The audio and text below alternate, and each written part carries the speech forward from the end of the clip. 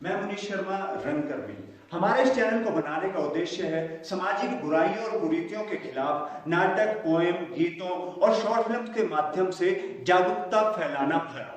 और जो जितने भी हम इसमें नाटक, पोएम, गीत और शॉर्ट फिल्म्स बताएंगे वो सारे के सारे हमने खुद लिखे हुए हैं। आपको सच्ची घटनाओं पर आधारित हम हर चीज दिखाएंगे। अतः आप हमारे चैनल को सब्सक्राइब कीजिए, वीडियो को लाइक और शेयर कीजिए ताकि ज्यादा से ज्यादा हम लोगों को जागरूकता फैला सके और समाज में एक नई चेतना आ पाए। बाकी हमने कमेंट्स को टर्न ऑफ कर दिया है। अगर किसी को कुछ कहना है तो 9857488152 इस नंबर पर कॉल कर लीजिए या इस नंबर पर आप व्हाट्सएप कर लीजिए।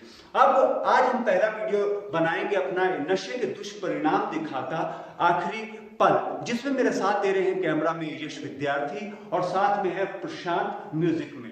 तो चलिए शुरू करते हैं अपना नाटक आखिरी पल। तो चलिए शुरू करते हैं आखिरी पल, नशे के दुष्परिणाम दिखाता। तो अरे अनिकेत, तुम यहां पर कैसे? माफ कीजिएगा, आप सोच रहे होंगे कि शायद कोई और कैरेक्टर होगा जो शायद इस नाटक में आएगा। हाँ, ये कैरेक्टर है, लेकिन फिलहाल ये नाटक का कैरेक्टर नहीं है। ये अनिकेत है। इसे मरे हुए 10-12 साल हो चुके हैं।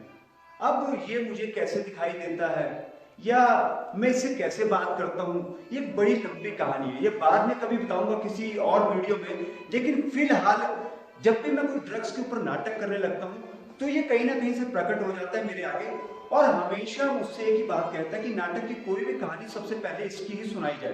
तो अभी मैं बात कर ही रहा था तो ये फिर आ गए। तो चलिए आज इसी की कहानी सुनाते हैं। तो अनिकेत रेडी हो? तो चलिए, अनिकेत रेडी है। अनिकेत की कहानी आखिरी पल, मेरे अभिनय की जवानी। अनिकेत,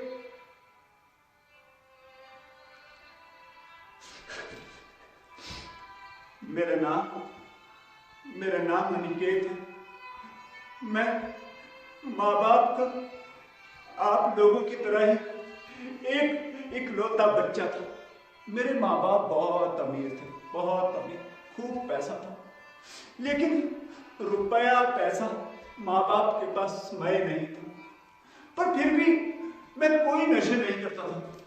बस एक बार शौक में मैंने सिगरेट पी ली थी। उसके बाद तो मैं लगातार चेन स्मोकर बनता चला गया। लेकिन फिर भी कोई और नशे नहीं करता था। मेरे दोस्त सभी तरह के नशे करते थे। पर फिर एक दिन मेरी छोटी बहन वो खेलते खेलते ऊपर छत से नीचे गिरी और मुझे छोड़कर चली गई। मुझे उसका बहुत ज्यादा दुख था, बहुत ज्यादा। मैं अपने माँ बाप से कहना चाहता था लेकिन वो भूल चुके थे। वो फिर अपनी पार्टियों में व्यस्त थे। मैं किससे कहता? फिर एक दिन मैं अपने दोस्त के घर गया तो देखा वो कुछ पार्टी कर रहे थे, कुछ सूंघ रहे थे। मैंने उससे पूछा ये क्या है? तो उसने एक कुछ सफेद पुड़िया सी मुझे दिखाई और ये कहा ये चिट्टा है, चिट्टा पिएगा, इससे क्या होगा? उसने कहा कि इससे सारे दुख भूल जाएगा, सारे दुख भूल जाएगा। अच्छा, मुझे लगा मेरी बहन का दुख शायद मैं इससे भूल पाऊं, मेरे अकेलेपन का दुख शायद मैं इससे भूल पाऊं। मैंने पहली बार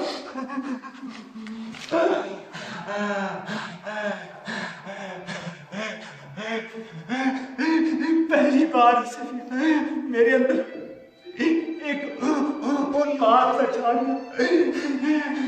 मुझे सब अच्छा लग रहा था। अपनी बहन के सारे दुखों को मैं भूल गया था। अब तो वो नशा मेरी नसों में भर गया। जिस दिन मुझे ना मिले उस दिन मुझे एक अजीब सा दर्द होता। अगले दिन मुझे वो डोज चाहिए होती। माँ बाप को पता लगा तो माँ तो बहुत रोई, लेकिन पिता ने मुझे गुस्से में डांटा। लेकिन इस नशे में मुझे अपने पिता दुश्मन नजर आ रहे थे। वो मुझे समझा रहे थे और मैं उन्हें गंदी गंदी गालियां दे रहा था।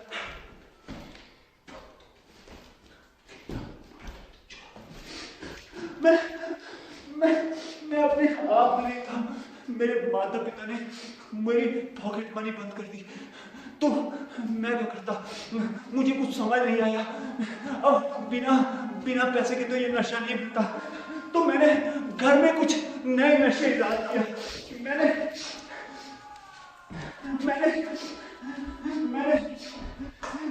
ये गंदी जुराबों का पानी पीना शुरू किया। मैंने बूट पॉलिश भी खाई, लेकिन मुझे चिट्टा चाहिए था, मुझे इंजेक्शन चाहिए था। तो मैं बाहर जाकर लोगों से भीख मांगने लगा। सर थोड़े रुपए लेंगे सर, वो खाने के लिए चाहिए। लेकिन लोग मेरे माँ बाप को जानते थे, मुझे पकड़कर रिहैब में डाल दिया गया। लेकिन वहाँ भी मुझे डोज चाहिए थी। मैं वहाँ से भाग आया। अब मैं सारे टाइम घर में ही रहता था। मैं क्या करता, मैं चुप रहता। मैं सोचता मैं नशे छोड़ दूंगा, लेकिन जैसे मेरी नसें कांपने लगती, मेरे सिर में दर्द होने लगता, वैसे मेरी माँ मुझे नशे ला कर देती।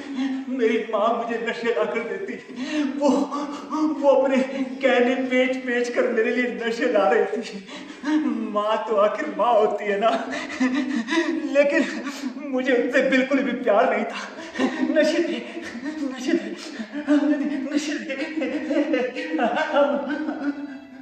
कई बार मुझे कुछ अच्छी बातें लगती, मैं शांत रहता तो अपनी माँ से माफी मांगता। माँ तू रो क्यों रही है? मैं नशे छोड़ दूंगा माँ, मैं सच कह रहा हूँ, तेरी कसम माँ, मैं नशे छोड़ दूंगा। लेकिन ये चीजें, ये चिट्टा सिर्फ कुछ देर के लिए आदमी को अच्छा रहने देता है, लेकिन उसका फिर जो मुझे कोई तड़प लगती। माँ काम लगी तू आरामजादी।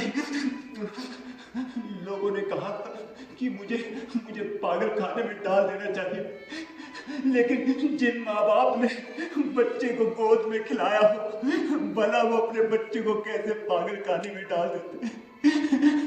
पर अगर डाल दिया होता तो शायद सही होता, क्योंकि आखिर वो पल भी आ ही गया।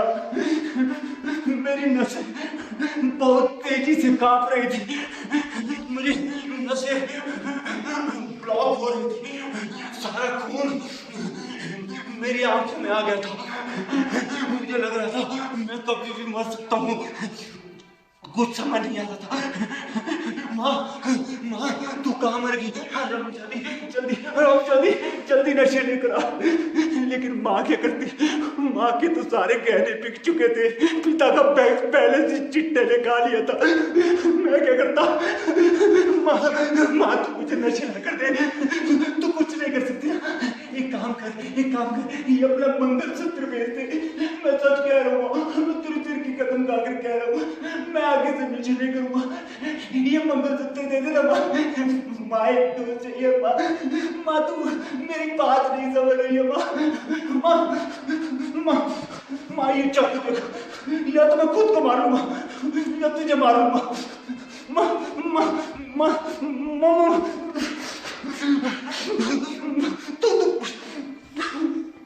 लगातार मैं माँ को मार रहा था चाकू से।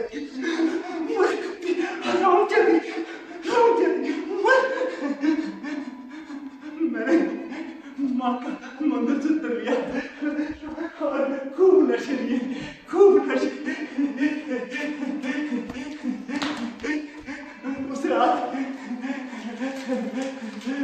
उस रात तो मैंने बहुत ज्यादा नशा किया, बहुत ज्यादा।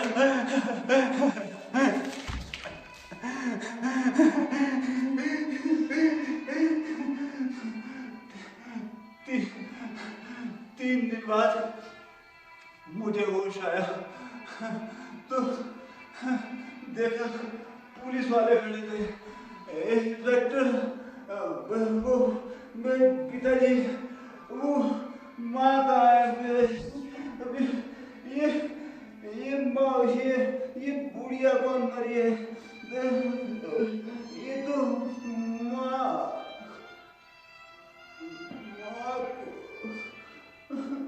ये माँ, ये डायरी तो मेरी माँ की है।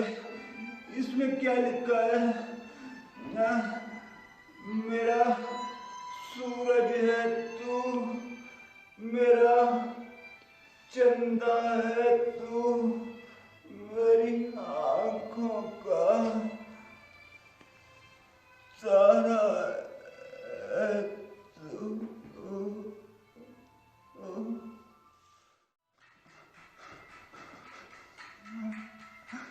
माँ, माँ, माँ, माँ,